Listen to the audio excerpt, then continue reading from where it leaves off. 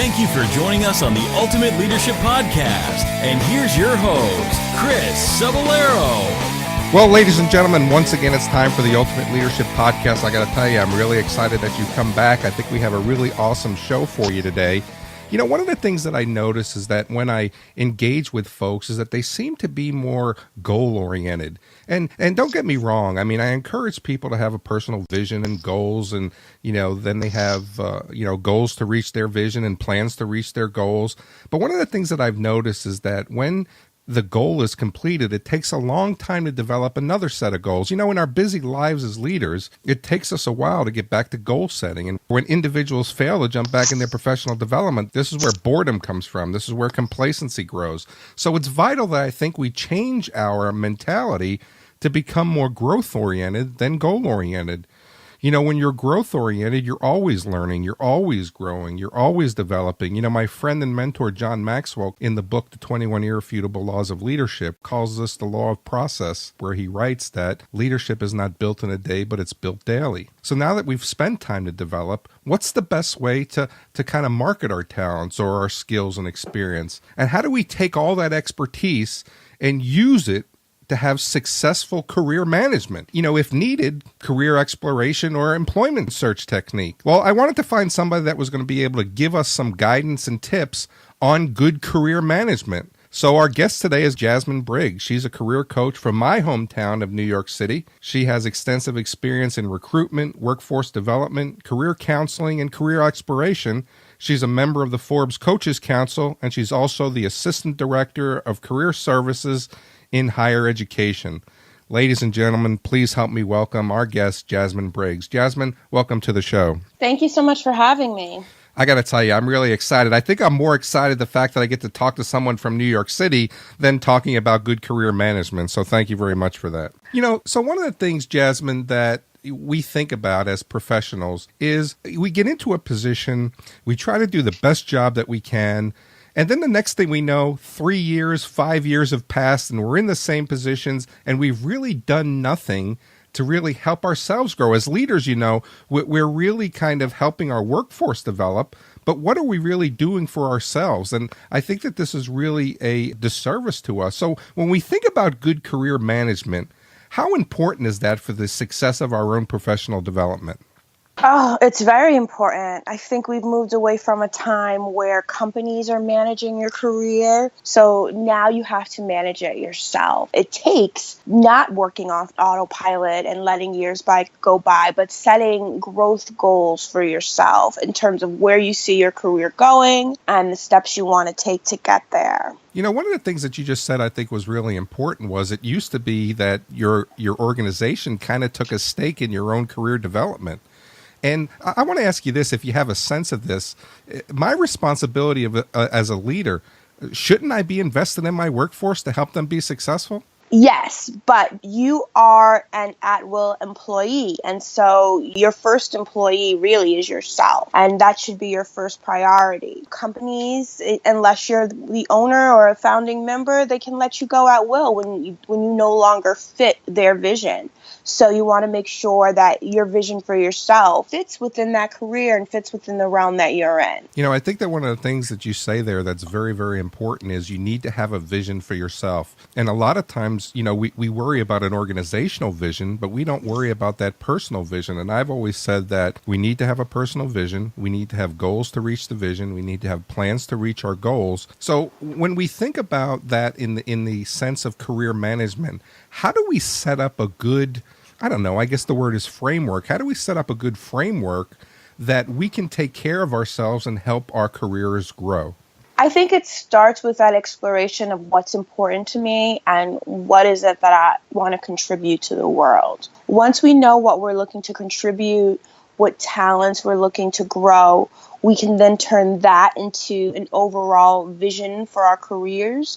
And once we have a vision, we can't just leave it stagnant, but we have to be checking in with it every 6 months or so to make sure that we're still living that vision, to make sure that our vision hasn't changed. And if it has changed, to rework it so that it catches up to where we are now. And I think that's very important that you say that, is because there's, even in organizations, I mean, they'll keep a vision for years and the whole career field has changed around them. I mean, when I was in the workforce, I was in the medical field, and it seemed that the medical field was changing every day. And if I had a vision that wasn't changing, a personal vision that wasn't changing with the environment I was in, I was not going to do myself the best service in my career management. So as a career-oriented individual, we talked about that personal vision. Now that we have that, what advice do you have now to grow ourselves within our vision to have good career management? I would start with making a check-in date.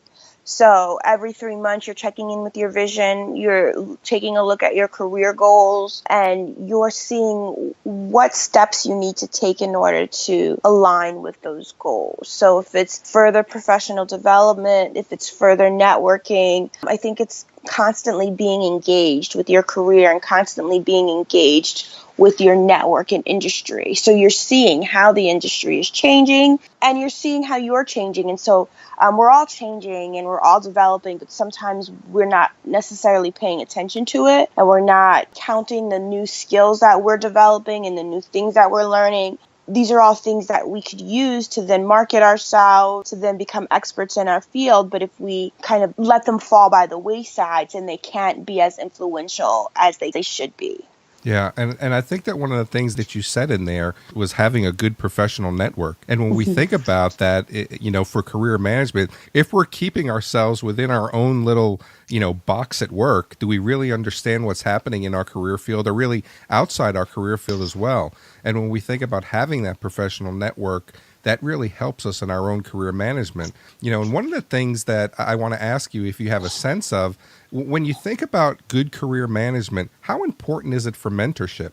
I think mentorship is very important. One, you want to have mentors within your company and mentors that are outside of your company. It's always nice to have someone to go to that has a pulse on what's happening in the industry, someone that you can look to for advice. And then again, it just helps to have more people that have your back in a sense. So when big decisions are being made, you have someone in the room that's a stand for you. When you have a good mentor and you think about how do I manage my career and how do I, have good career exploration, there's a lot of times that those mentors can really kind of assist you in, some of those things that are happening out there. One of the things that I used to do as a gauge for myself, and I don't know if this is a good practice or not, Jasmine, maybe you can tell me, but one of the things I used to do as a gauge for myself is I used to look at some of those big positions that were above the position that I had, and I would send my resume out to those open positions, not necessarily looking for a new job, but if I got a call back, I knew that my career was on a good path. If I never heard from those people, I knew I had to do more work within my own professional development. Well, I've never heard that before, but I like the concept of it because it's showing, what are you reaching for and how close are you to getting it. So when we think about, good career management, a lot of times, we think about, growing within our field. But how about personal development? Those soft skills that we don't have, maybe learning, the leadership skills. And as a career coach, I'm sure you see this all the time. How important is that personal development more than the professional development?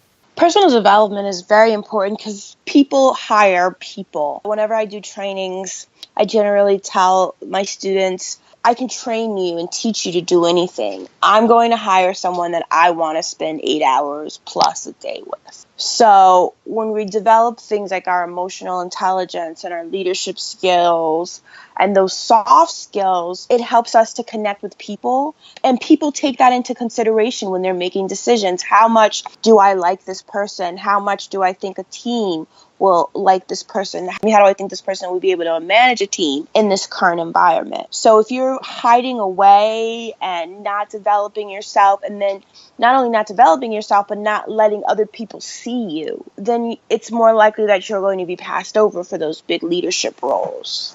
Jasmine, what do you think is the biggest misconception when it comes to career management? I think the biggest misconception is that you don't have to do it, that someone else will do it for you, that your career will just naturally flow. It's about not only setting the goals, but speaking up. I was recently speaking to someone who wanted a promotion, and I said, well, have you spoken to your boss about the promotion? No, I didn't know I could do that. Well, if nobody knows that you're looking to grow, if you don't speak up and say, what projects can I do? What can I take on to show you that I can do this role? Then no one's ever going to notice. And I think that's the mistake, is kind of sitting back, being quiet, and not doing. I think that dovetails into my next question, because you talked about a vision and goals in career management. How important is it to share those goals with the people who are around you? I think it's very important, but you definitely want people to know that you're interested in moving up, that you have goals to expand. And maybe it's not so much, oh, I want to be, a manager, but maybe it's, I would like to take these professional development courses. And that's the kind of thing you would like to share with your manager. Or I would like to run this project. And that's the kind of thing that you want to speak up and share. Yeah, and I think that really helps with a couple things. One, it lets them know, as you mentioned, if they don't know what your goals are, how can they know to give you an opportunity? And it may be that you're looking just to run a project or looking to learn a new skill. But secondarily, I think what it also does is it gives you the opportunity to have an accountability partner. So if somebody says, I want to take a college class this semester, or if somebody says, I want to go ahead and learn about emotional intelligence, me as a leader, I could always go back to say, how are you doing to reach those goals? And I think that that's really important as well. So if you think about career management, so here I am, and maybe we could do a little coaching. Here I am, and I'm in my role, and I have a vision, and I'm trying to reach the goals. I mean, how do I know when I get there? How do I know when I've gotten to a point to say, my career's on a good path, and maybe I could try for those bigger positions? I mean, because a lot of times, as well as I do, people will be in a position for a long time. They'll get a little stagnant. They'll get a little bored. They're looking for the next best thing. But how do they know they're there? So I think it's about constantly checking in with yourself and knowing yourself, feeling it in your body. How does it feel when you think about your role? How does it feel when you think about where you want to be? As if you're checking in with yourself and you're really listening, you should be able to determine. And if you're on the fence, then my advice is go for it, because something is sparking in you, and you may be letting fear or staying in your comfort zone hold you back. So as soon as you feel that spark, start making changes, start reaching. Yeah, I really like that. I mean, I think that you really said it. I mean, because, a lot of times people will hang out in that comfort zone, and they don't want to venture out because they don't want to be rejected. But you know what? I mean, the realization is when you try for these different positions, you may not get them. But it's the experience, right, of going for those interviews and being turned down that makes you stronger for the next one. Right. And in that experience of going for different roles, you're building your network and you're building yourself as a thought leader in your industry. So perhaps you're not getting those specific roles, but people online, people in associations, they're seeing you. And so you never know what that, just by putting yourself out there. Yeah, and I think that that's really good stuff as we start to think about, how we grow our own position. So as we get up there now, as we start to think about, good career management, if you were going to give advice, if you were coaching somebody to, give them like a top 3, this is what I want you to do over the next 6 months, what advice do you give them? I want you to build yourself on LinkedIn. I think not only having an all-star profile, but build an engagement strategy where you're posting, where you're interacting, where you're building your network. To do some self-exploration and figure out what are your top strengths, what are your weaknesses, and then what are the areas that you would like to improve in. And that could be just things that you're interested in. And so how do you grow? And I think that's making those growth goals, or saying, where do I need to improve? Third would be to just continue to network within your company and network outside of your company. Because at the end of the day, it's about who you know, And the best way to get into a company is through a referral. I think that last one is really interesting because, getting into another company is with a referral, as you are absolutely right. And unfortunately, sometimes it's not what you know, but who you know. And I think you really kind of sum that up. I think you've given us some really great tips, Jasmine. So for the people who are out there listening, if they want to engage with you, if they want to seek your guidance on how to have good career management, career exploration, is there a way that they can reach you? Yep. My email is my name, Jasmine, Jasmine, at Jasmine Briggs, BRIGGS.com. That's also my website, JasmineBriggs.com. For all the women out there, I do have a Facebook group for leadership and professional development called Women Create.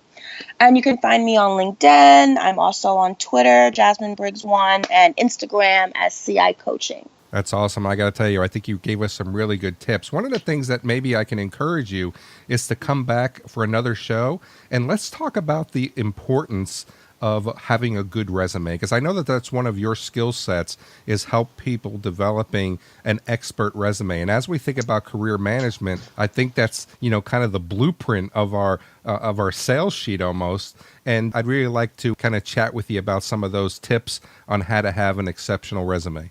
Oh, wonderful. That sounds great. So for everybody out there, I want to thank you for joining us once again on the Ultimate Leadership Podcast. I got to tell you, career management is your responsibility. It's your goal, it's your vision, and you want to be able to grow to the point where you can be the very best that you can be, and you've got to take control of your own career. I want to thank our guest, Jasmine Briggs, for joining us. And for everybody out there, this is Chris Cebollero. I look forward to chatting with you again real soon. Thank you for joining us. The Ultimate Leadership Podcast is a production of ChrisCebollero.com. You can interact with us by email at ultimateleadership16@gmail.com. All rights reserved.